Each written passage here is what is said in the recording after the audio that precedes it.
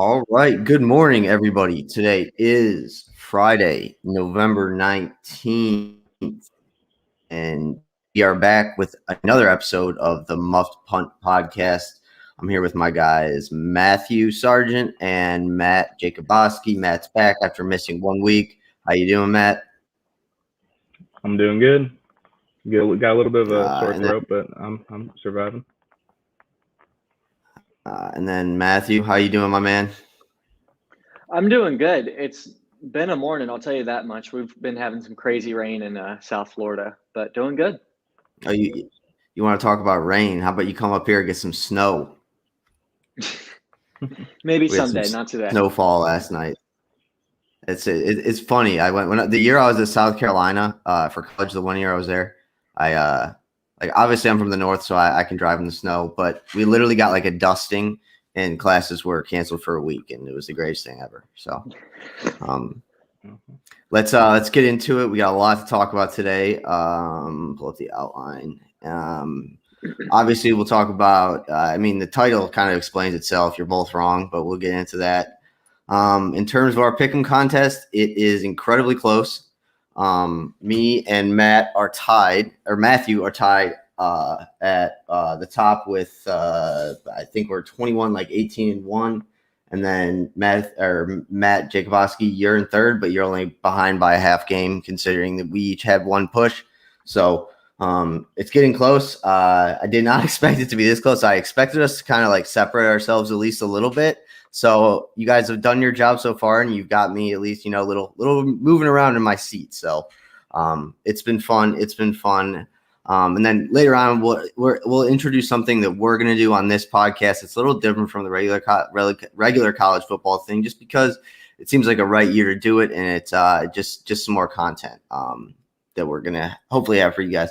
I know I started it usually 2 weeks ago, but Matt, you weren't here last week. Which matchup are you guys most looking forward to this weekend? Matthew Sargent, we'll start with you down in rainy Florida. Yeah, for me, it's got to be Ohio State, Michigan State. I think it's our game of the week. That's what I'm really excited to see, just because it's kind of been branded as you've got this offensive powerhouse in Ohio State, and then Michigan State is going to be that defensive team. But really looking at what Kenneth Walker could be able to do, and then to have him across from Travion Henderson and what he can do, I think it's going to be a really exciting game. I agree. I agree with you mostly. We'll get into that, obviously. It'll be an interesting matchup. Matt, what about you? You most looking forward to Notre Dame? I think I know your answer, and it's not Notre Dame, right? It's Oregon, Utah. Okay. What are you looking forward to about that? I mean, it just, if you look at it on paper, it's like I know you put it down for later, but Thibodeau against their O-line is going to be awesome to watch. The run game of Utah is stupid good, so I want to see how they match up, the D-line versus the O-line. We'll obviously get into your picks at the end, but I just from experience, Matt, I got to tell you, betting on two Pac-12 teams, and especially betting on Arizona State, it's you're gonna have a fun night tomorrow night. Let me just tell you that, because Arizona State will probably go up like 28-0 and then just give up 35 straight points. They are one of the weird scenarios. Yeah, they're one of the weirdest teams I've watched all year. Jaden Daniels is a good quarterback. I can't think of what Herm Edwards is the coach, but it's interesting out there. But at least they're not as bad as regular Arizona, who actually did win last week. So that's good. And obviously we'll cover a little bit what happened last weekend. Obviously we had some big things going on. But before we get into that, I have a video for you guys. I think, let me make sure it's uploaded. I remember this is okay. It's not on here. Damn it. It didn't upload. All right. Let me see if I can upload it. If I can upload it again, I will do it later. But I don't know how old you guys were when this happened, but I was going to have us rank the Boise State plays versus Oklahoma. They did the hook and ladder. They did the Statue of Liberty, and then the running back pass. Do you guys remember that game in 2007? I don't remember it. Are you guys serious? Hey, Matthew, you don't remember that? I've seen clips from it. Oh, wow. Okay. But this is the part. I've gotten past this. I've gotten the past when I'm with Tom, like I feel old. That you guys just made me feel old. That sucks. Oh God. Well, if you want to go into your weekend having a good time, go ahead, look up the Boise State Plays on YouTube. One of the craziest things ever that really opened up. I mean, it's kind of possible for me to say that the only reason Cincinnati is even in contention is because of what Boise State did from like 2006 to 2014. So they did a lot for the smaller teams, but yeah, that was an incredible year. But anyways, next on our docket, trivia, which you guys, I didn't give you the question out, right? You guys don't even know the question? No. Nope. We don't even know the question. Okay. All right. Good. All right. Okay, here we go. There are only 2 teams in the top 15 in total offense of the college football world and the bottom 15 in total defense. One is from the ACC and one is not. Can you name them? 2 teams. 15. The ACC one, I want to lean maybe like Florida State. I'm not sure about the other one out there. Okay.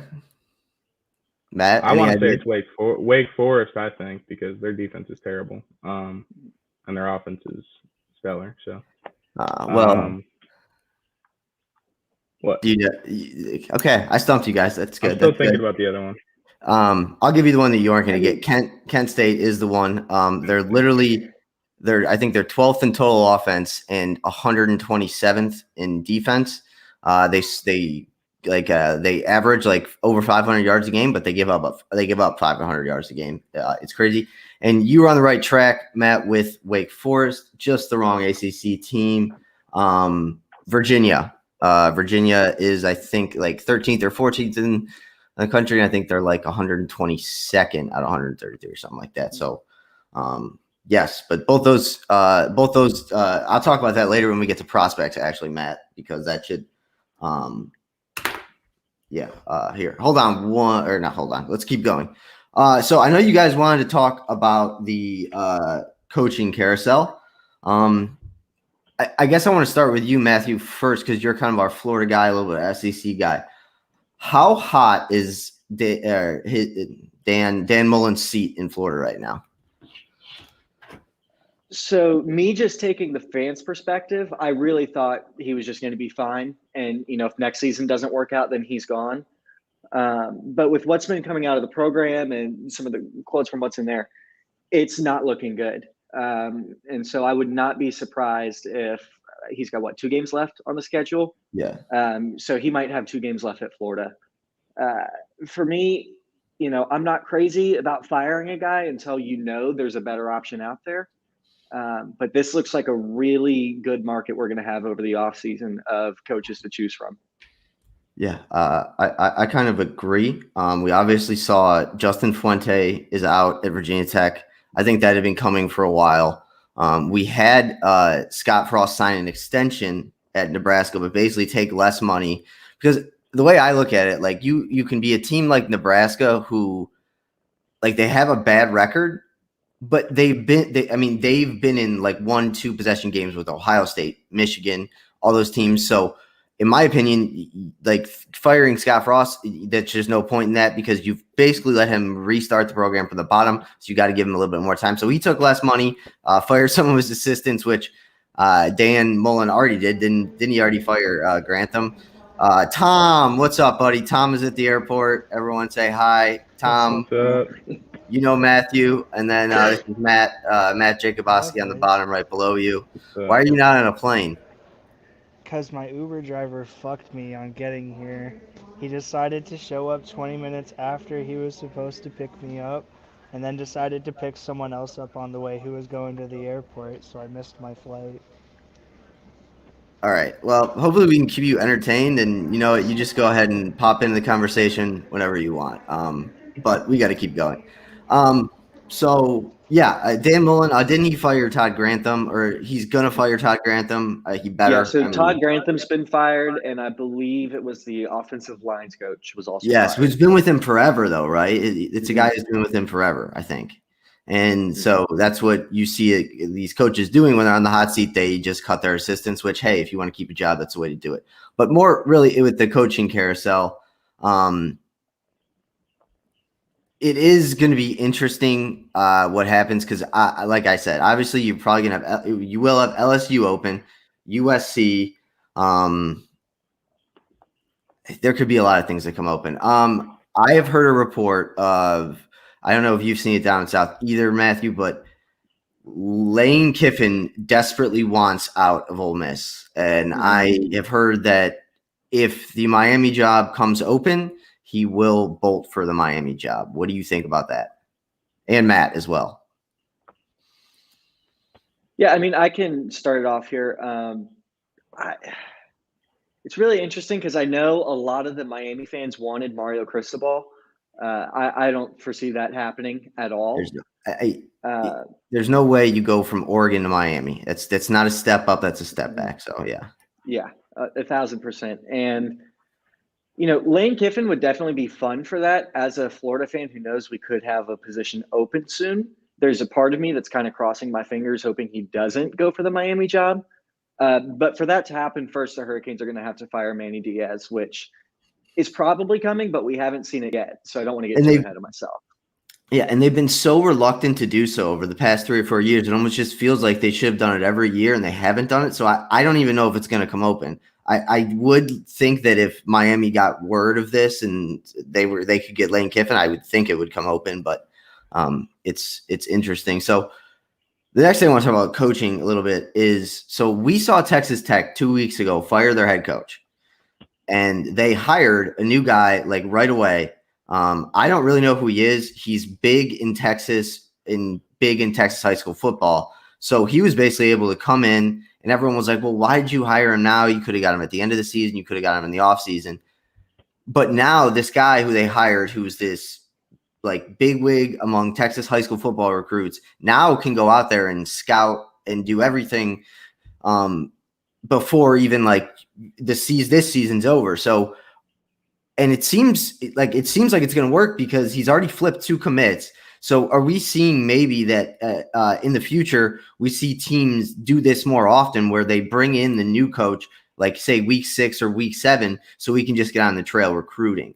Matt, I haven't heard you talk. So what do you think about that, Matt? Yeah, so I was looking it up early, like before the show. So he was like a really big time high school football coach. He took a program that had a winning season in like a super long time. I can't remember exactly how long, but he ended up turning them around. They won like 12. They had like 12 straight winning seasons. He was like 140 wins and 40 losses or something like that. And then he got to Baylor with Matt Rule. He ended up getting all the way up to interim coach when Matt Rule took the Panthers job, and then they brought in Dave Aranda. So he just went back to his old position until this year, and then he got the job. So, I mean, he clearly has a lot of info from high school football, so he's going to be able to turn that into big recruits. So I think it'll work out pretty well.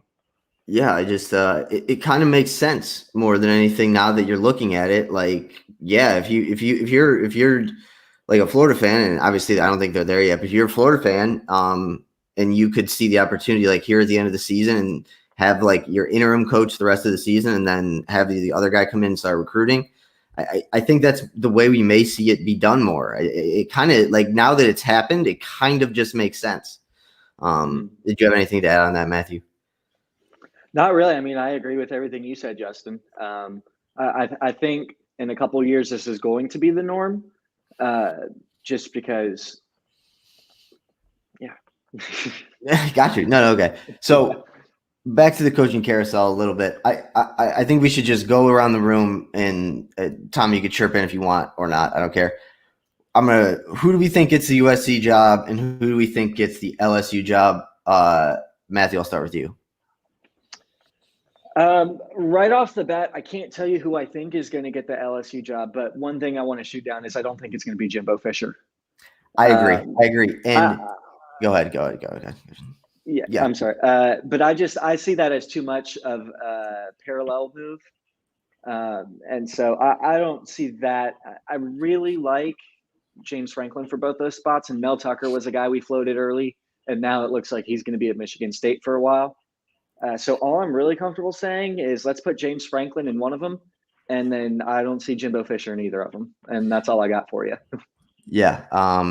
I disagree with you in the fact that I think that going from Texas A&M to LSU is a jump up, but and up until this past maybe 2 or 3 weeks, I thought for sure he was going to do the thing. He's friends with the LSU AD now. Like I thought he was going to do it.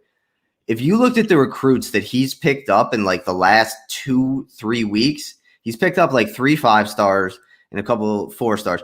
And that, I mean, it does. You don't know for sure what they're going to be. But why would you keep recruiting? I mean, they just got the number 1 prospect in the 2023 class, the defensive tackle, Walter Nolan. Like, so that to me means he's staying at Texas A&M, because why would you still keep recruiting that hard at A&M knowing that you're just going to have to go against them and play against them? So I don't think he's leaving. I thought it was going to be that for the majority of the time. I agree with you, though. I don't think he's leaving. And I think James Franklin, personally, I think he fits better out in Southern California. He has the kind of a personality of a guy who can be in Hollywood kind of thing. I mean, we all know that part of the USC job is being a pseudo celebrity, basically. And I could see if they wanted Lane Kiffin to go back out there, I could see Lane Kiffin loving it there. But yeah. All right. What about you, Matt? Who you got for the season? Yeah, I totally agree with you guys. I think James Franklin is perfect fit at USC. I think you just give him that job, and then the LSU job. There's so many candidates out there. I mean, you could see Luke Fickell possibly, but I feel like that doesn't seem like it's right. I don't know why, but yeah. So I don't really have a name for that. I'm going to go down like a list of names that like maybe I know, maybe things that I've heard. I'm going to start with the first one. I think there's a pretty good chance we see Lincoln Riley leave Oklahoma within the next 2 years. Whether that be because he was fired, well, he will never get fired from Oklahoma. Whether that be because he goes to the NFL or whether he goes somewhere different to school, I think that he is sick, and it's part of his fault, but it's not really part of his fault because he is paid to recruit offensive players, and the defenses are just bad in the Big 12. So I think he's sick of just getting to the playoffs every year and just getting trounced and having no chance. So right now I would consider Lincoln Riley my favorite for the LSU job. And then I heard you say Luke Fickell. To me, there are 2-3 jobs that I think Luke Fickell would leave for. He'd take over at Ohio State. That might be it. I don't know where else he would. Yeah. Maybe a Clemson, maybe if that ever happened, but I don't think Luke Fickell's leaving. I definitely don't think he's going to go down south or down way west, because that's just not him. He's a Midwestern guy. So I'll say I like Lincoln Riley at LSU. I don't know. What are your guys' thoughts? Because we're obviously getting into the point now where we know what teams are, and you can kind of tell what coaches are on the hot seat, what coaches want out. And I feel like we're kind of finally getting into the spot that we're getting real, like they're rumors, but they're the real rumors of like, oh yeah. And always, I forget to do this every show. All you flight tracking people out there, send me emails by my email so I can track planes, and tweet at me so I can track planes as well. Just kidding. Obviously I don't do that, but it is funny that people actually do that. So you kind of said your thing about LSU, and Matt, you just don't know. I like the fit with Lincoln Riley. I just don't know if he'll leave, but I think he needs to kind of realize that the SEC, he's gonna struggle once that Oklahoma gets the SEC, because they don't get the defensive recruits. So if he wants to jump ship now, get to LSU, he'll be able to recruit those defensive players, and he'll actually have probably a lot of success there. Tom, you have to say something? Yeah, I'm going to go over and see if I can get on this other flight, because it looks like they might be taking extra standby passengers. So I'm going to head out. All right. Later, buddy. Let me know how your flight goes. All right. I'll do my best. Have fun, guys. Later. So Matthew, then I guess, do you like the Lincoln Riley fit at LSU? Yeah, I can definitely see that jump. And it's funny because 2 weeks ago on the podcast, me and you were talking about what's next for Lincoln Riley. And I think general consensus was, maybe 4 or 5 years down the road, this could happen or this could happen. But the more I've read up about what's going on at LSU and just thought about really what's going on here, I see Lincoln Riley as a really good fit there. But while we're in the state of Louisiana, a guy we haven't really talked about yet is Billy Napier.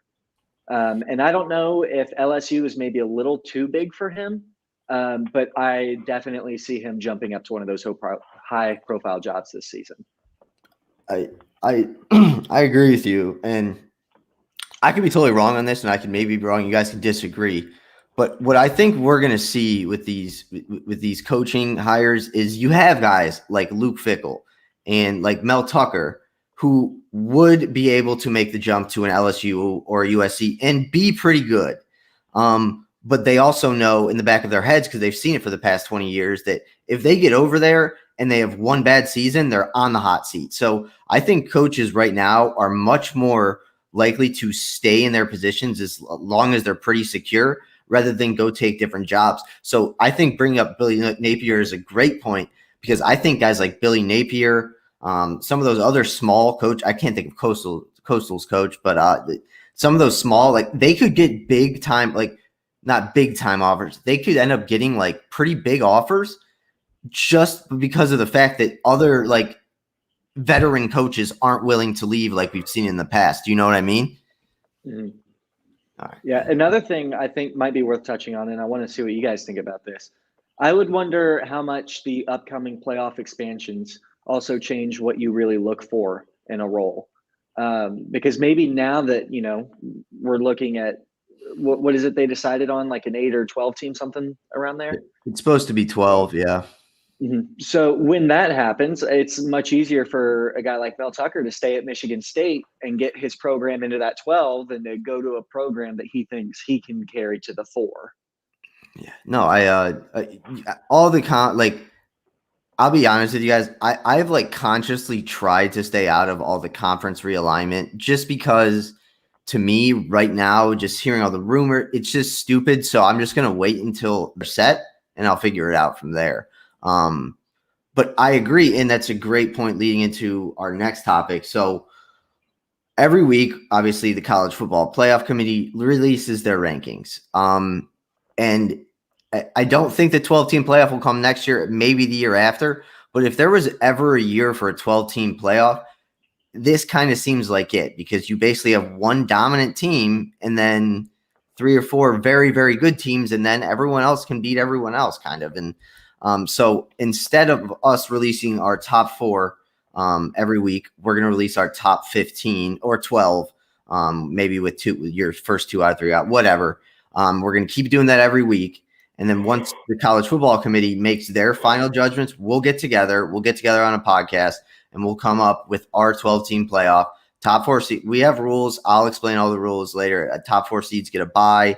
Doesn't have to be a conference champion, but obviously. So we'll be doing that. And then we'll make our final 12. And then once that happens, we're going to put it out to the listeners and they'll vote for each game and see who goes on and goes on. But I thought it's just something to carry on things through the bowl season. And just, it should be fun, because I think instead of doing a top 4 where I think it's hard for us to be very different, I feel like with the top 12, we can all have different angles and different varying points. So that's what we're going to do going forward. But let's just get into it real quick.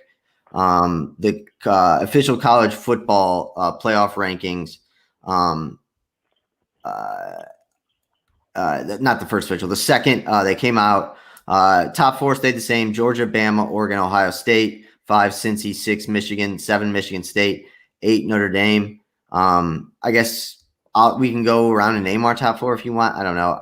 I got Georgia, Cincinnati, and Cincinnati again, apparently. I'm sure that was Bama and Ohio State. So if you guys want to give your top 4, you can. If not, we'll just go into prospects, big games, and we'll talk about kind of our playoff as well. Anything?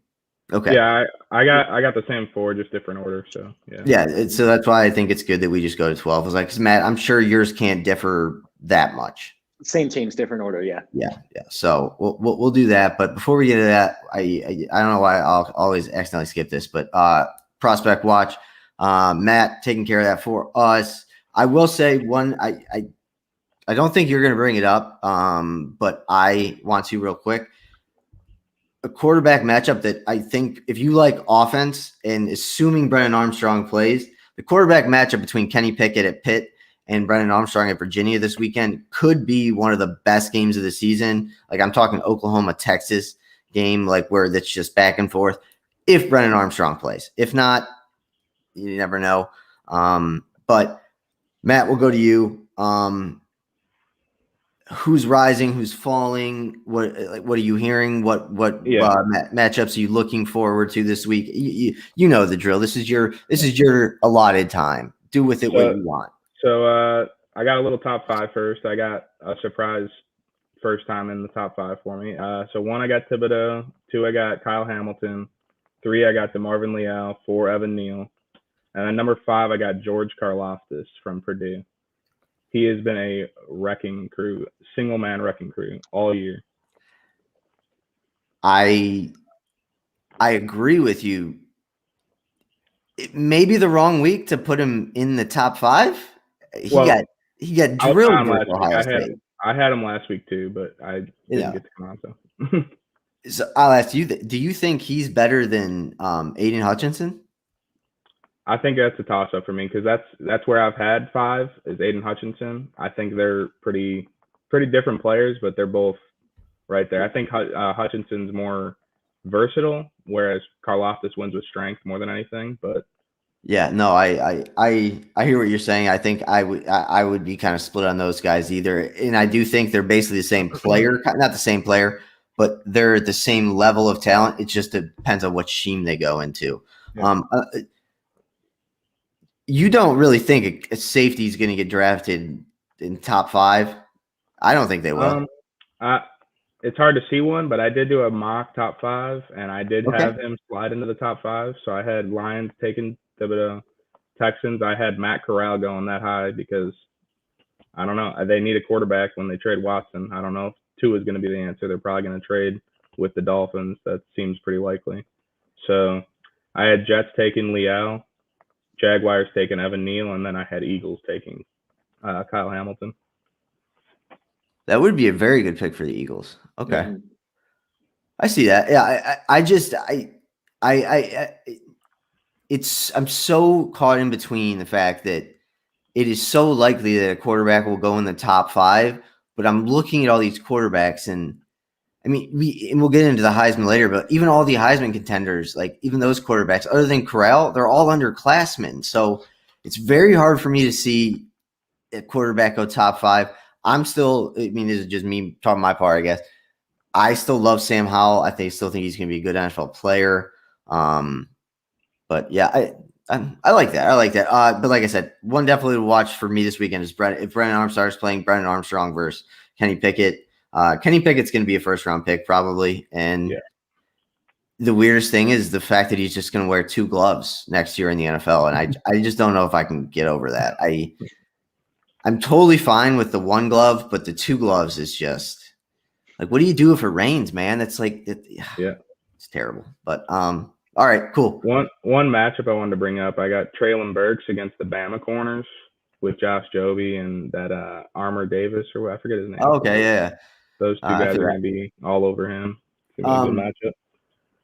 So we'll put the Heisman in front of here, and Matthew, since you're our I think we talked about it last week too. What's up with people in the SEC like putting up Will Anderson for Heisman? Like it's okay. I'm not this year. It's not that crazy. He's having a very good year, but if you look at the guys in the past that didn't have a chance, he doesn't match up to guys like Chase Young and some of the Bosas, at least in my opinion. But you take it away. Yeah, I definitely see where that comes from. I think, first of all, I think I saw something the other day. He's like on track to like shatter the record for like tackles for loss in a season. Yeah, tackles for loss. He has an insane number of tackles for loss. Yeah, so that had popped up on my feed the other day. I think, honestly, some of it just has to do with now that Devontae Smith had won the last year and it's kind of opened up a little bit to non-quarterbacks, you know. I think there's a lot of people who want it to happen, and I think for me, honestly, he's not my front runner, but I'm putting him in place of Bryce Young as just, okay, let's take a team that's doing well. Let's look at who's leading it. Okay, have they done some impressive things, and kind of building a candidate from there. Well, I got to tell you, I really like that. I really like what you just said, where you take the best team and Bryce Young, you would think is just the shoe-in, but really Will Anderson's probably made as big of an impact, maybe not as big of an impact as Bryce has, but a big impact as well. So that was well said. I like it. He is not in my top 5. I absolutely have no idea what's going to happen with the Heisman. It's just like my rankings right now, I think would be Walker 1, Corral 2, CJ Stroud 3, Pickett 4. I don't know if I can go past Bryce Young 5. There's gonna be if they do a ceremony in New York, there's gonna be one guy that just has absolutely no business being there for some reason. But yeah, no, that's interesting. Like I said, I like the way you said that. You turned me in the right direction. What about you, Matt? Who do you like for the Heisman? I think Kenneth Walker this weekend. If he has a monster game this weekend, it's gonna be hard to pass up on Kenneth Walker for Heisman. But most likely, we'll see him get bottled up in a little bit, and then it'll be wide open as it's been all year. CJ Stroud, I'm pretty sure, is the Vegas favorite right now. So I guess they're assuming no. He's not the Vegas favorite. I think it's still Bryce Young. CJ Stroud is in second, though. I think he's like plus 350 or 450. I think Bryce Young is first, which still doesn't make and sorry for cutting you off, Matt, but Bryce Young has been very, very, very good, like for a freshman especially, but he's not I just don't think he's not a Heisman player yet. Like next year, sure, or the year after that, definitely, but it would be tough for me to give him. So keep going. Yeah. Sorry. I had Stroud 2, and then I had Matt Corral 3, Bryce Young 4, and then a guy I wish he wasn't at Syracuse, but Sean Tucker, the year he's having. Oh my God. I have to look up a Sean Tucker tweet. We didn't do an update. All right. So with that being said, before we get to our weekend preview, let's just go ahead and reveal our top 14 or 12. I have 15. I don't know if you guys want to do your first 2 or 3 out, feel free. But I'll go ahead and start it because I basically did it last night. Let me find it real quick because I had the rules in here. So the rules are here. You have to have the Big Ten champion, SEC champion, ACC champion, Big 12 champion, Pac-12 champion, 2 spots for non-Power 5, and the rest are at large, which seems like it makes sense to me. Right? Yeah. I think it's a pretty fair way to do it. And like I said, the top 4 seeds will get a bye, and then the first and second rounds are at the home field of the higher seed. Final 4 will be in a neutral place, and so will the championship. So I'll just go through mine real quick. Number 1, Georgia, champion of the SEC, best team in college football, probably by a wide margin. But I have them number 1. They'll get a bye. And then number 2, the Big Ten champion, Ohio State. Number 3, the Pac-12 champion, Oregon. Number 4, at large, getting the last bye, Alabama. Number 5, one of the non-Power 5 spots goes to Cincinnati. And number 6 in at large goes to Michigan State. Number 7, champion of the Big 12, Oklahoma State, non-Power 5. Number 8, Notre Dame. At large for number 9, Michigan. ACC champion 10, Wake Forest. At large 11, Baylor. And the last at large, number 12, goes to Ole Miss. First 3 out are Texas A&M, Oklahoma, and UTSA. Just had to give UTSA some love. So I think it's pretty self-explanatory. We'll just do this every week, like I said, and I'll keep track of them, obviously.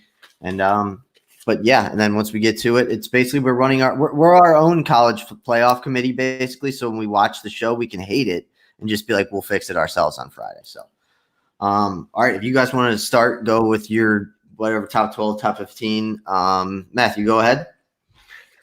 Yeah, well, one thing worth noting, the committee gets hours and hours and hours to look at this stuff, and I'm going to spit one at you in 30 seconds. So if I say anything I don't mean, I'll correct it next week. It's okay if people hate your picks, Matt. Like when I write and like I put out my best bets for the week, what do you think? Like people just comment and say these all fucking suck. Like even if I win, they all suck. So no one's going to be happy with what you say. The whole point of this business is to get the words flowing out of people's mouth. So you know what? Yes, everyone. Matt's the villain. Matthew's the villain on this podcast. It's him. That's fine. I'll take on everyone, especially if they're UCF fans. I made that clear. I don't think there are many UCF fans anymore. I got to tell you, but we'll see. All right, let's go for your top 12. Yeah. So number 1, I've got Georgia, SEC champion. Number 2, I'm going to have Ohio State as well as the Big Ten champion. Number 3 is where I'm going to have Cincy as the non-P5. Number 4, I want Bama. And then another at large, I'm going to have Michigan State, kind of similar to you do.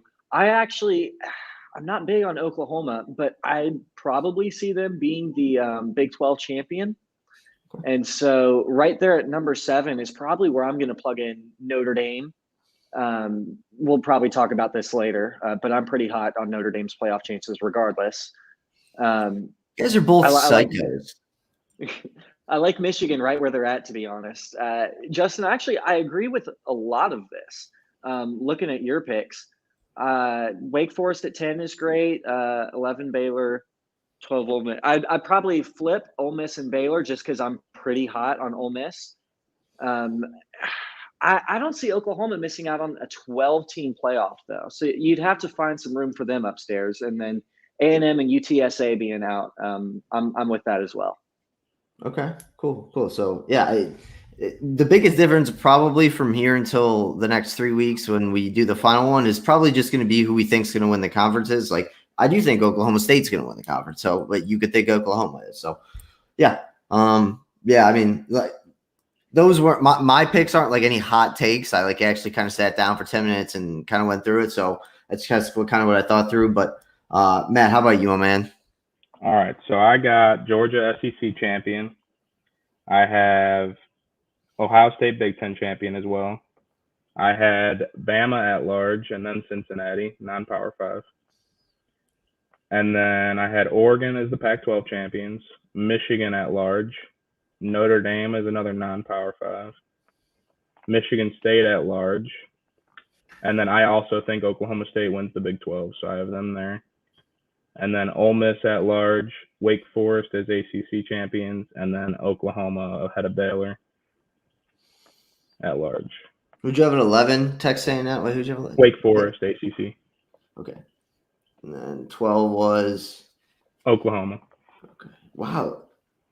So you think – so I guess this question for you, Matt. You think even if Oklahoma State wins the conference, Oklahoma gets in? More so because they're going to want Oklahoma to be in the playoff. They're going to want Oklahoma for the TV. So they're going to want Oklahoma on everyone's TV. So they'll get in over Baylor, in my opinion, if it came down to that. If it was a real thing. But they're not doing it yet. But. I don't see it with Oklahoma, but I hear what you're saying. You guys are also kind of like, putting me down a little bit. Like all the playoff cares about is money. Well, they do. I know, I agree, but sometimes I like to think that they don't just care about that. I like to think that they care about my happiness. All right. So, I'll text you, get the rest of yours, Matt. I got up to 7, but we'll move on. And then I got yours. You put up, Matthew, you put up the Spotify. If you want to put up a poll on anything, feel free. It's at the bottom when you publish it. If you need help, I don't know. If you don't want to, feel free. Like I said, you guys do whatever you want with that. And then I also have to talk with both of you actually kind of a little bit after this, but nothing important. All right, so let's move on to the big games of the weekend. Did I miss anything? Or are we good to go? Move on. I don't think I missed anything. Good. I think we're good. All right. So, all right, big games. It looks like, I mean, obviously the headliner this weekend, Michigan State, Ohio State. But, Matt, you said it, Oregon, Utah. Should be a good game. And you know what is awesome about that Oregon-Utah game? It's not at like 10:30 at night. I think it's at like either a 4 or 7 o'clock kickoff. 6:30, I think. Yeah, so that is just lovely. So yeah, that'll be awesome. Michigan State, Ohio State should be good. I think SMU could give Cincy a game. Bama's going to kill Arkansas. I don't know. Let's get into it. So the first big game of the weekend, we got noon on ESPN. Wake Forest at Clemson. Clemson favored by 4.5. Over under is 56.5. First question I have for you guys: what has happened to DJ Uiagalelei? I don't know how to say his last name. Uiagalelei? Yeah, I don't know how to say his last name. Yes, him. What has happened to him? Like last year, he went to Notre Dame and beat Notre Dame, and this year he can't complete a pass. It seems like. No, they lost against Notre Dame when he played. He played great though. Yeah, I know. Yeah, he played really well though. I just think the shadow of Trevor Lawrence has kind of ruined him. The high expectations. What about you, Matt? For me, I'm just going to put it on the O-line and their receiving core. And all those receivers are really built like the exact same way. They've got a lot of those like bigger, like physical receivers. They've got no one who's really going to race anyone down the field. And so I think it's a bit tricky. I think DJ is probably better than what we're seeing this season. That being said, a lot of the Heisman stuff before the season was probably unwarranted. Yeah, but maybe not unwarranted because the one time we did see him play, he was like pretty damn good. So, yeah, I don't know what's happened to him. I've actually heard, and when I say heard, I've read stories. I don't really have sources, so I mean, come on. But I've seen things that he may be wanting out of Clemson. So you think he hits the transfer market? He's got to be probably the biggest transfer player to date. So he could end up anywhere. I would say Oklahoma. Usually he'll end up at Oklahoma, but they have Caleb Williams, so I doubt he ends up at Oklahoma. But yeah. Who do we think would be more sought after, Uiagalelei or Spencer Rattler? Uiagalelei. I think Uiagalelei too. Yeah, I probably think so too. Yeah. Spencer Rattler is just Oklahoma. First of all, when whatever game they were chanting for Spencer Rattler to leave, and then last weekend they were chanting for Spencer Rattler to come in the game. It's like, figure it out, Oklahoma, figure it out. But like I said, Clemson favored by 4.5. What are your guys' thoughts here? Matt, I'll start with you. I was surprised by the spread, but at the same time, I get it because Clemson's been playing a lot better, and their defense is one of the best in the league, in the nation. So I don't know. It's gonna be something's got to give. I mean, either Clemson's defense has to break or Wake Forest's offense has to break. So it's gonna be an interesting game. I don't really have a pick for it, but I wouldn't touch it. That's all I know. Matthew? Honestly, I wish I could pick both of them to lose. But I mean, I look at Wake Forest, pretty good offense, not great on defense, pretty poor on defense. Whereas Clemson, pretty poor on offense, but defensively, there's still something special there. So I lean Clemson just a little bit.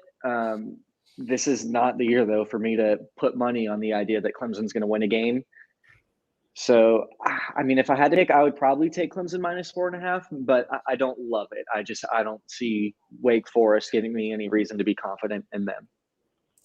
Yeah, Matthew, I agree with you. I agree with you on that one. If I am not going to be betting this, but if I were to, I'd probably take Clemson in the points. People forget that defense has still got elite talent, elite recruits. It's just the offense that really sucked this year. But I would definitely take Clemson. And we saw what happened with Wake Forest. My pick of the year failed because Wake Forest couldn't beat North Carolina last week. So, I mean, yeah. Wake Forest is on my shit list, so I'm all over Clemson as well. All right. What do I have next? Iowa State at Oklahoma. Iowa State always seems to come into one of these late games and either beat Texas, Oklahoma, or Oklahoma State And then you'll hear about Matt Campbell about how he's going to get like an NFL job next year. And then the next year he's still back at Iowa State. So I don't know what's happening with him. This should be a pretty good game because Matt Campbell is a very good coach. And I think he will be able to game plan against Oklahoma. I believe Oklahoma was favored by only 3.5, which makes sense to me. Noon Fox game, over under 59.5. Matt, I started with you last time. So Matthew, what about you, my man? Yeah, I'm all over Iowa State in this one. Going into the year, Iowa State was one of the more popular picks for like a playoff sleeper. Yeah. And pretty early on in the season, they weren't doing great. And I think that pendulum swung a little too far in the other direction. I still think Iowa State is a really good team. Oklahoma, now they're coming off of their first loss. And I think Campbell is just going to out coach Riley. So I would take Iowa State plus 3.5. All right. Matt, what about you, my man? Yeah, I'm kind of with Matthew on this one. If I had to bet it, I'd probably lean Iowa State. Oklahoma's been pretty sloppy all year. It seems like they've barely been surviving until last week, or 2 weeks ago, whatever it was. Yeah, I mean, people forget that Iowa State. They were supposed to be playoff contenders this year. They brought back, I believe his name is Spencer Sanders. Breece Hall is back, and their tight end Charlie Brewer was back, I believe. So they should be good. And this is exactly a game that Matt Campbell wins, even on the road at Oklahoma. So I'm agreeing with you there. I think Oklahoma is a fraud. I like Iowa State as well. I would also just love for the Big 12 to be like Oregon State versus Oklahoma State in the championship. That'd be great. I think I hate to do this. I'm sorry. I think Brock Purdy was the name you were looking for. Yes, you are right. Spencer Sanders was at Oklahoma State. Yeah. Mm-hmm. All right. All right. We got some like-minded people so far through the first two picks, except for Matt, who just refused to make a pick. Whatever, Matt. I'm just going to tell you, hey, how about this one? You can't make a pick in this one either. Georgia Tech at Notre Dame. No, I'm kidding. Georgia Tech, Notre Dame. Notre Dame's favored by 17.5. 2:30 NBC game, over under 58. Matt, our resident Notre Dame expert, what do you got? So for Notre Dame to make the playoff, they need other stuff to happen, obviously, but for them, they have to take care of business. So they got to blow out these last two teams. They got Stanford and Georgia Tech. This week it's Georgia Tech. I think they cover 17.5? Yep. Yeah, I think they cover. Matthew? Yeah, I'm not going to say too much on this because I haven't paid a ton of attention to Georgia Tech. I'm pretty comfortable just going with Notre Dame off of what I know out of the Georgia Tech program. But yeah, I'll just leave it there. I'm not going to say anything if I don't know anything. So you're not making a pick either. Cool. No, I'm making a pick. I'm telling you, I'm taking Notre Dame. Okay. But it's a byproduct of my very little knowledge of Georgia Tech at the moment. 100% in your group, Matthew. Georgia Tech ran the triple option like a year ago, and apparently they're transitioning to the spread. I don't know. I have watched a little bit of Notre Dame. Brian Kelly's just a good coach. He's never going to be my favorite coach, but he's a good coach. I mean, we've seen what he's done. I also would take Notre Dame in the points here. I think actually also a 2:30 kickoff helps them as well. Georgia Tech wouldn't come in there at night. So I like Notre Dame as well. All right. And our fourth game I have written on here is, our resident SEC guy, Matthew. Arkansas at Bama. Bama minus 20.5, over under 58.5. And it is our 3:30 CBS game. Matthew, first of all, did we talk about last week about how Herb Street was doing the SEC calls now? Mm-hmm. And it sucks? Okay, good. Yeah. I thought so. I thought we did, but I was just making sure. Arkansas at Bama minus 20.5, over under 58.5, 3:30 CBS game. We need Vernon Lundquist back. Matthew, go ahead. Yeah, so when I get to my picks later, I've actually got two picks in this game. I don't know if I'm allowed to do that, but I'm going to try. No. But I love this matchup. I wish we had gotten to see it earlier in the season before the public opinion kind of soured on Arkansas. Arkansas is still a really good team. They played Ole Miss to like 1 point, wins over Texas A&M and Texas. So, I mean, I've got a special place in my heart for Arkansas and for Alabama. I think I actually got this line at 19.5. I won't complain about it too much. I see Bama pulling away. I wish I could say we'll see something more competitive out of Arkansas, but they're a few years away from really taking on a team like Bama. So I'm taking Bama minus 19.5, but I've also got the over at 58.5.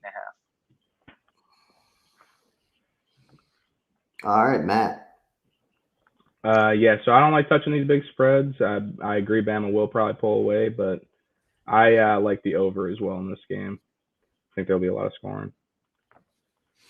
All right. I'll be different in this one. I agree. Arkansas is not a bad team, and we've seen like Alabama is a lot better than Arkansas, but we've seen Alabama be able to get exposed this year by different teams. They were in a close game versus LSU, and I will say about the game with LSU, like people are saying, like, how do you lose to the LSU team? They just fired Coach O. LSU has some. I mean, they recruit. They have some of the best athletes in the world on their team, so it's not like it's an easy win. No win is necessarily easy, but so I don't think that got me as much. But I do think Arkansas is good, and I do think Sam Pittman is kind of building something. And I think they want to go out this year with other than beating A&M, they really haven't done much. So I think that if they could get a big landmark, even moral victory here, I think it'd be huge for them going forward. I do like Arkansas plus 20.5. I don't think I touched this spread. I did touch it earlier. I was going to touch it. I would also take the over. And I would also take the over, and then I would also take the Alabama team over. But all right, cool. All right, fifth game on the docket. All right, another one that I think will be a pretty good one. SMU and Cincinnati. Cincinnati favored by 11.5. Over under is 65. It's 3:30 ESPN game. Matthew, let's start with you. I think SMU can play them close for a little bit. I feel good saying that. I see this as a Cincinnati win. I don't know that they cover. We've got it at 11.5. So even though I see a Cincinnati win, I tried this last week and it didn't work. I'm going to try it again. But I'm going to predict a Cincinnati win, but not a Cincinnati cover. So I would take SMU plus 11.5. Yeah, I got you. Matt, what about you, man? Yeah, I couldn't agree more. I like SMU to keep it close. I think Cincinnati wins, but they do not cover. Unfortunately, I agree with you guys. If this was a 9.5 point spread, I think they cover. I just don't think they cover more than 10. And I'm also so I would be on SMU. And this is one of my picks later. This game is in my picks later, but it's not this one, but whatever. I would take SMU as well. All right. And then how many more? Okay. Down to the two probably biggest games with, playoff implications. I mean, this is by far the biggest game in the Pac-12 all year. Huge game for Oregon. I think if they win here, there's a good shot that they finish out undefeated, which I do have a question. So real quick, if Ohio State and Oregon finish undefeated or they finish out and close out and win the Pac-12 and the Big Ten, who do you guys think will be ranked higher, Ohio State or Oregon? Oregon. I would say Ohio State. I hate to be that guy, but they're just going to have better wins. Yeah, I agree. I think the win over Ohio State is fading, and we've seen it in the past. The committee also takes injuries into effect, and Oregon lost C.J. Verdell for the year. So I mean, he was a Heisman contender. So I think people are forgetting that. Do I think that Ohio State should get in over Oregon? No. At the end of the day, will they? Yes, because they will have eventually better wins and but whatever. So yeah, Oregon at Utah, Utah -3, over under is 59. 7:30 ABC game, so that's why you said 6:30, Matt. You're trying to trick us. I see what you're doing. Hey, Central Time. Yeah. So yeah, let's start with you. You're the one who's most looking forward to this game. Before you get into your prediction, what are you expecting from Thibodeau? And also, I've never asked you this. What do you think of Sewell as an NFL talent? So he's not eligible, but this year, but I don't believe anyways. But I think he's going to be yet another special soul brother and another special Oregon player. But Thibodeau this week, I think they run a lot, so it won't be the flashy sacks that he'll get, but I think he might get one. But I think he'll be more effective in the run game, slowing down the Utah run game, because he's an underrated run defender. So I think he'll eat like he always does. But as far as my pick goes, I got Oregon in my picks later. I have them at 3.5, but I'll take the 3 too. Either way, I think they're going to win straight up. Unfortunately, as a Notre Dame fan, because it's probably a bigger game for them than anyone. Yes, I mean, the Ohio State outcome and the Oregon outcome are going to be huge moments for Cincinnati, Notre Dame, basically. Okay. Matthew, what are you thinking about this one? And yeah, you can keep your 3.5, whatever you guys get it at. That's what I'll take it as on the picks. So no worries. Matthew, what do you think about this game? I feel like I missed something because I woke up one day and I looked at the spread and I was very confused. The last time I had heard of Utah was a couple weeks ago. I made a pick. I took Stanford 8.5. And then Utah won that game like 55-8, something like that. So that wasn't great. I'm a little sour on Utah. The fact that Utah is favored at all, this is a guy who isn't very involved with the Pac-12. It just scares the crap out of me because it really tells me I have no idea what's really going on here. I mean, if he held a gun to my head, I would pick Oregon just based off of what I know already. But I don't really know the intricacies of this matchup, especially now with Verdell gone. That's all I've got. No worries. I mean, if you don't. I barely know Pac-12, so I'm sure you don't know much either. It's no worries. We all watch our different football. I'm sure we'd all be huge Pac-12 fans if we lived in California. Just not where we live. I think this is a rat line, and I'm 100% going to take it. I go Utah -3. Oregon. Well, also, first of all, Matt, back to your Arizona State bet. The last time I heard of Utah was when I bet Arizona State -5 versus Utah. And Arizona State gave up, I think, 42 straight points in the second half. So, and they lost. So it's a back and forth all night, all day. So have fun with that. It's a roller coaster of emotions. I will take I will take Utah. I have another pick for the game in my picks. I'll talk that later. I would take Utah. The fact that they're favored here makes me believe that somebody knows something that we don't. And when those somebodies are the people in Vegas, they're usually right. So I think Utah covers the spread here. I think Utah gets 3.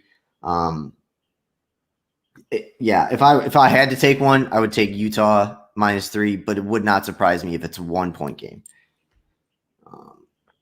All right, and then our game of the week, Michigan State at Ohio State, number 7 versus number 4. Matthew, let's start with you. Yeah, well, like I was talking about earlier, one of the things I'm really excited to see in this game is to have Kenneth Walker and Travion Henderson running up both sides of the field. Michigan State probably a little better defensively. I wish I could say I think this is going to be a close game because I'd really like for it to be. I think at some point in the late stages, Ohio State starts to pull away just because offensively they're a little more dynamic. I can't even remember the line on this. I'm expecting probably like an 18 or so point win. Okay, so OSU -19. Yeah, 19. Hold go ahead. It might be 17.5 now, but go ahead. Honestly, more so just for fun, I think I'm going to take Michigan State to cover if it's really at 19. But if it's floating like at 16.5 or 17, I'm probably going to go with Ohio State. I got you. For me, it's more fun to see this be a competitive game for Michigan State, especially with all that money floating around Mel Tucker's name. This is a chance for him to really solidify himself as the future option. Yeah, it is up to 19 right now. Oh, yeah, but I hear you. It's a big game for Michigan State because if you look at the Big Ten standings right now, if Michigan State loses to Ohio State this week, their win over Michigan meant absolutely nothing, because Michigan will finish higher in the Big Ten than them. So, who did you say, Matt? What did you say? Me? Oh, you said Michigan State plus 19. Yeah. Okay. Matt. Yeah. So I wanted to take Michigan State because I want them to win or at least keep it close. But I don't trust that. I think Ohio State probably will pull away. I think it is very likely that they end up covering. So I even in my picks for the week, I got the over 68.5. Okay. So this is, you look at this game on paper and you say this is a good matchup for Michigan State. It's actually not. What does Ohio State do the best on offense? Pass the ball. Michigan State's secondary is one of the worst in college football. Michigan State's passing offense, not very good, almost non-existent. Ohio State's passing defense, okay. Ohio State is ranked 13th nationally against the run. I don't think it matters that much because I think that's a phony number because they've been playing a lot of the cupcakes not the last couple weeks. They've been playing some of the cupcakes in the Big Ten over the past 3 or 4 or 5 weeks. So I do think they're going to give up running yards. I in my picks, I believe I'm going dead opposite of you, Matt. I'm going the under. Ohio State and their opponents have only gone over 69 twice this year. So I like the under. That is my official pick. But I would also take Michigan. Or my official pick on here is Michigan State plus 19. It should be a good one. It's awesome that it's going to be at noon. Now I don't have to wait all day for it. All right. Now that we're through with that, let's go over our picks for the weekend. Then we'll get into our locks, do the Muffed Punt Parlay, and then kind of end with some of our regular segments. So for our Week 12 picks, hold on. I do have the standings somewhere. I'm going to read them out before I get this. Where are they? Okay, I am in first place, tied with Matt. We're both 21-18-1. Matt Jacobowski, you are 21-19. You guys are both 1-0 in your locks. I'm 0-1. Okay, so Matt, go ahead, read off your picks for me. Let's go. All right, so you got the over 68.5, Michigan State, Ohio State. Yep. I have my school, Middle Tennessee State, minus 3.5. They're at ODU. Mm-hmm. This one was the most confusing line to me. I feel like Liberty is not as good this year. Mm-hmm. Lafayette is getting 4.5. I know it's at Liberty, but I like Lafayette plus the points. I have Oregon plus 3.5 and Arizona State minus 3.5. I like all those. I don't know much about Middle Tennessee State or Old Dominion, so I don't know about that. And I also don't know about Louisiana Lafayette, really. But Liberty is down this year. They're just not very good. Malik Willis has basically, I think, played himself out of the first and second round. And then the only other thing I'll say is, just like I said, be excited for a back and forth fair on Sunday that, could pull at your heartstrings and your emotions. So good luck. Thank you. All right, Matthew, who you got? I got to go a little bit slow for me because I didn't get yours yet, so I'm going to type them in. Go ahead. Yeah, you're good. So my first one, and it's funny because you guys are both picking this different. I'm going to side with Matt here. I've got over 68.5 for Michigan State, Ohio State. Okay. I am tired of betting on Texas to cover. So I am taking the total. Texas at West Virginia. I have over 56.5. Over 56.5. Okay. Boston College, I've got minus 1.5. They're going to be hosting FSU. Okay. Arkansas at Alabama, I've got over 58. Okay. And then in that same game, I've got Alabama minus 21. But let me see. Is that what you got it at? That's what I got it at, but that's not what I have. I want to look at the outline. I have my bookie pulled up real quick. I can, or not my bookie, yeah. My bookie's website. I can look up the spread right now. Alabama, where you at, homie? Where you at?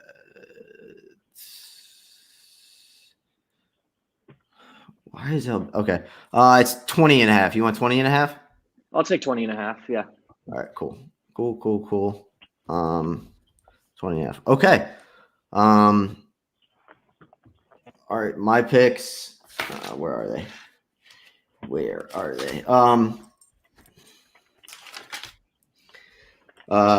Kent State minus 13.5 versus Akron. Normally I would take the over in this game, which is 73.5, but we're supposed to get some inclement weather tomorrow.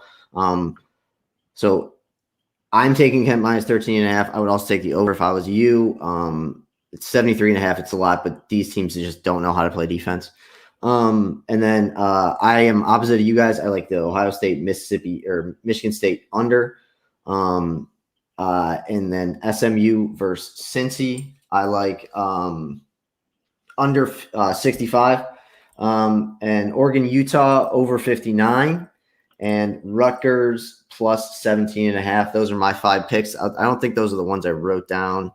So I changed them today. So I need to change. Versus Real quick, who does Rutgers play this week? Penn State.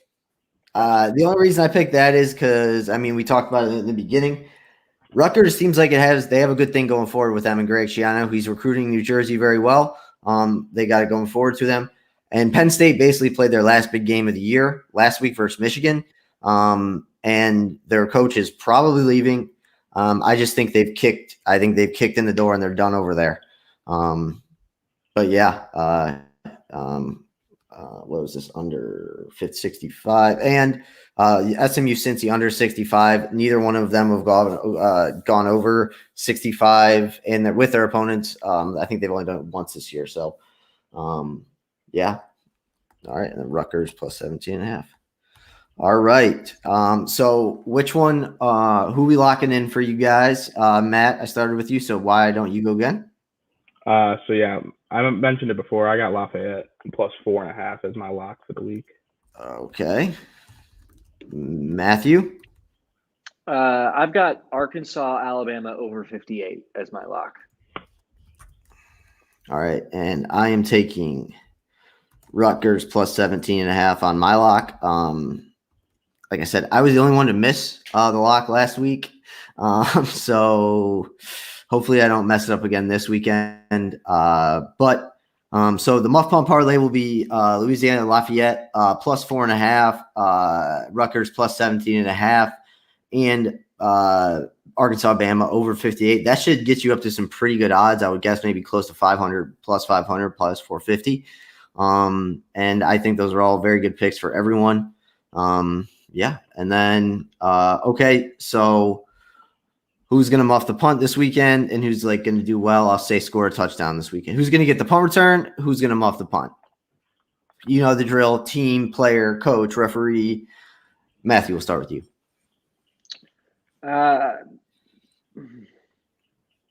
Saying this mostly because it's happened before. Texas is going to muff the punt this week. They've made a habit of doing it. I think they're maybe like a 3.5 point favorite over West Virginia. They're playing on the road. I don't see that one going their way. So that's who's going to muff the punt. I don't know that this is going to be I guess we're calling it the punt return. Touchdown or whatever we want to call it. Yeah, I'll think of something better next week. Yeah. We'll find something. Maybe the fair catch, since this is the Muffed Punt podcast. Michigan State has a huge opportunity. I don't think they're going to pull it off. But if they do pull it off, I want to be the guy who picked it. So let me go ahead and put that in. Okay. Matt. All right. So I think the team will return the punt. I'm still thinking about a muff punt, but return the punt. I think Oregon, they're dogs on the road. I think it's a big game. If they win that, solidifying themselves in the top 4 so far. They'll have to do it again, but muff the punt. Probably Oklahoma again. I mean, it's usually a safe bet when they have a big matchup in the Big 12. So I'll go Oklahoma. All right. So who's going to muff the punt this weekend? I hate to say it, it's going to be Wisconsin. They've looked very good the past couple of weeks, and I think they're almost locked in at this point to be the Big Ten East or West Division winner. You go to Big Ten championship game. They play, I think they're at Nebraska. No, they're at home, but still, like we talked about in the beginning, Nebraska's almost there. They just need one of these wins versus these big teams, and then that's a jumping off board for Scott Frost going into next season. I think they get it here over Wisconsin. Obviously not as big as a win over, a Michigan State, or Ohio State. Still huge for the program, and after he just signed a new extension or whatever, it brings good faith back into everything for him. And who's going to muff the punt this weekend? Who was I going to say? It's going to be Mel Tucker. I think they're going to get down early versus Ohio State. And instead of sticking with they do best and sticking with the run, they will try and force passing. And Peyton Thorne is going to make some early mistakes. He's going to get hit a lot and get sacked a lot. And then I think it gets out of hand by the second half. I'll put some of my other picks out later, but I would also take Ohio State the first half, whatever that line is tomorrow, probably be 13.5. I would take that in the first half. I think they come out ready to play. And Mel Tucker, like I said, I think it's just like it'll be like watching the Browns for me. They have a great running game, but they're just going to try and throw the ball 55 times. But yeah, so that is going to be it for the Muffed Punt podcast. I don't know, guys, did I miss anything? I think we're all good. Yeah. I say every week, but Jack Miller got arrested doing it. Another Duke's Coach K's grandson got arrested. Stop drinking and driving, you idiots out there. It's not smart. There's nothing good about it. It's easy to Uber. It's easy to Lyft. It's easy to do whatever. Don't even get in a car if you've had one beer. Jack Miller, the Ohio State guy last week, is reinstated this week, but he was an OVI, and now the Duke basketball program. It's just institutional chaos there, which I love, and I hate Duke so much. So that's great. But don't get out and drive. Seriously, be smart this weekend. It's going to be a good college football weekend. And honestly, the cool thing is I think most of the good games are either at noon or 3:30. And then you get the Oregon, Utah at 7:00 at night, and it should be bomb. But great picks this week, boys. I think the 12-team playoff thing going forward is going to be a lot of fun. I'm going to try to incorporate different things. But how you guys liking the podcast so far? Are we all good? Yep. All right. Sure. Any last words, Matt or Matthew? Go Irish. Let's get. Yeah. Just go Irish too. Always. I was going to give you a go Gators, but I'll do you one better. Let's get the Lane train headed to Gainesville. That's what I'm fingers crossed. It's not going to happen, but let's keep talking about it.